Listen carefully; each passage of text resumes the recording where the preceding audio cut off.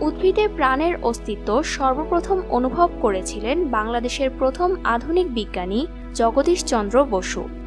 1900 সালের আগে বিজ্ঞানী জগদীশচন্দ্র বসু শুধুমাত্র পদার্থবিজ্ঞান নিয়েই গবেষণা করতেন। এক পর্যায়ে পদার্থবিজ্ঞানের পাশাপাশি তার জীববিজ্ঞানের প্রতিও আগ্রহ সৃষ্টি হয়। বিভিন্ন অবস্থায় উদ্ভিদ কেমন সাড়া দেয় তা দেখার জন্য বিজ্ঞানী বসু গাজর, মূলা, বাদাম, শালগম, বেগুন, ফুলকপি সহ বেশ কয়েকটি উদ্ভিদ নিয়ে গবেষণা করেন। গবেষণার এক পর্যায়ে তিনি মনে করেন বিদ্যুৎ প্রবাহে উদ্ভিদও উত্তেজনা অনুভব করে এবং সাড়া দিতে পারে, অর্থাৎ উদ্ভিদেরও প্রাণ আছে।